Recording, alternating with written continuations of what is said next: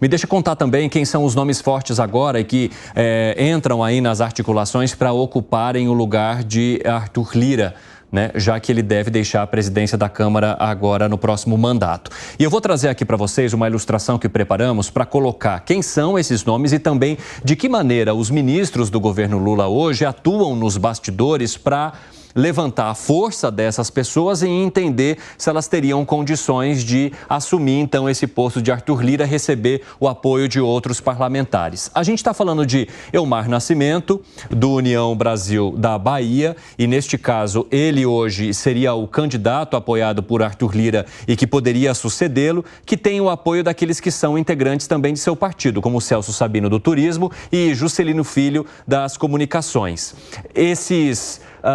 Esse nome, ele enfrenta certa resistência por parte do governo hoje, até porque essa parte entende que ele poderia atuar da mesma maneira que atua Arthur Lira, ou seja, usando aquele discurso que ele fez na retomada dos trabalhos legislativos, uma espécie de cobrança ali em público ao Poder Executivo. Um outro nome que vem é Marcos Pereira do Republicanos, que tem o apoio, ou teria o apoio do seu par, Silvio Costa Filho, que é o ministro de Portos e Aeroportos. Antônio Brito, que é do PSD, ele tem ali como apoio os ministros Carlos Fávoro, da Agricultura, Alexandre Silveira, de Minas e Energia, e também André de Paula, da Pesca. São esses ministros que estariam atuando ali nos bastidores para levantar o nome de Antônio Brito. E se a gente falar de Isnaldo Bulhões, do MDB lá do Alagoas, temos aqui o Renan Filho, ministro de Transportes, que coloca a sua atuação sobre este nome. Olhando esses rostos e esses nomes que estão hoje no páreo, de que maneira que vocês entendem a força de cada um, ou até mesmo a fritura que eles sofreriam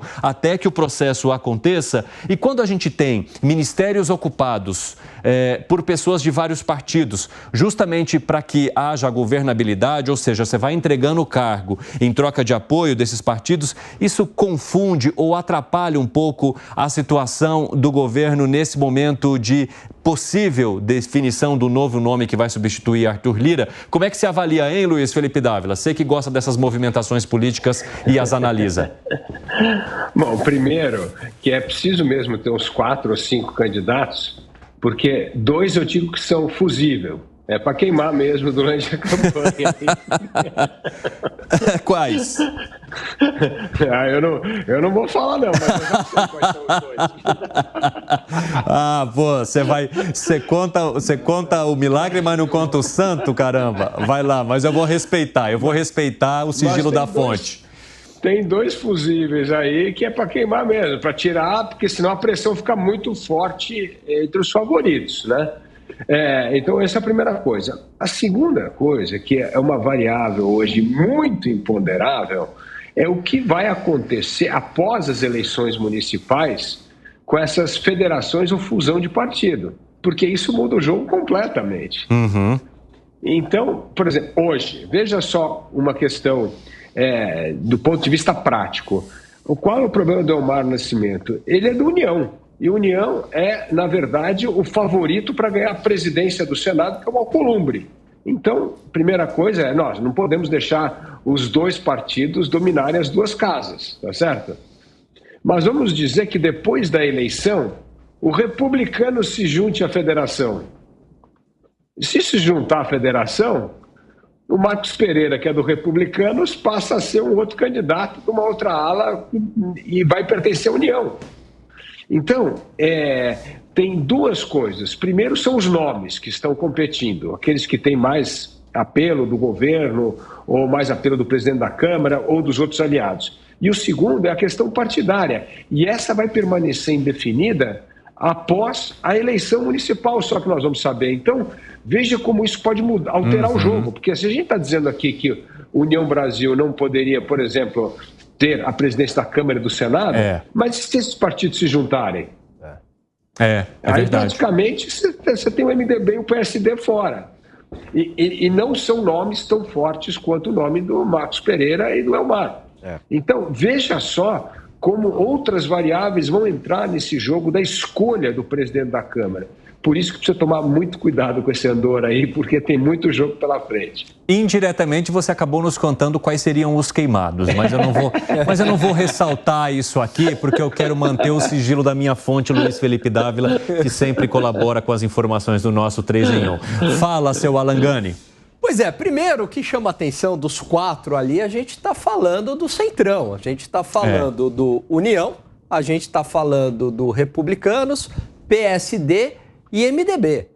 E ali partidos com características muito comuns, né, de fazer preço a cada votação, principalmente União e Republicanos, né, e talvez União aí vire também PP, né, num grande partido, que é uma base de apoio muito frágil, é uma base de negociação a cada negociação, não é uma base orgânica, não é um alinhamento automático, como seria do PSOL, por exemplo, ou do PSB. Muito pelo contrário.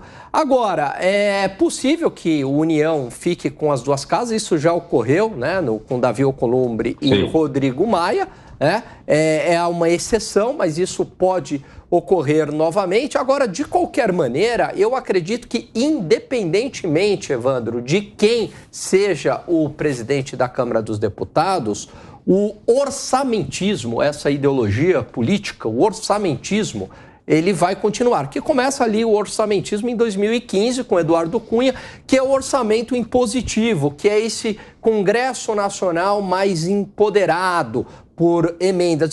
Dificilmente, qualquer um dos nomes, eu acho que vai romper com esta prática. Pelo contrário, porque isso interessa muito aos parlamentares, isso interessa muito ao próprio Centrão. Ô Fábio Piperno, há uma avaliação do governo ou de aliados do governo que ter 2 presidências na mão do União Brasil não seria saudável para as discussões ou para a democracia. Como é que você vê os movimentos que acontecem até agora? Então, entre as muitas variáveis, e vai acontecer de fato muita coisa até lá, a gente está falando em algo que vai ocorrer daqui 11 meses, 10 e meio, enfim. Como ressalta o Dávila, tem eleições municipais aí no meio dessa história. No meio tem eleições municipais e o União Brasil passa por uma mudança de comando. Então, há também uma tendência de que o novo comando do União Brasil se afaste um pouquinho mais do governo. Não que ele vá inteiramente fazer oposição ao governo, mas a gente fala de um partido que hoje tem 3 ministros. Então, talvez a ligação não seja tão próxima como é hoje. Hoje a União Brasil dá aí 2/3 dos seus votos para o governo, principalmente nas votações de pautas econômicas. É possível que essa correlação, daqui até o momento de fato eleitoral, né, de sucessão da Câmara, mude um pouco. Isso, por si só, já seria, por exemplo, um fator para aproximar a base do governo de algum outro nome.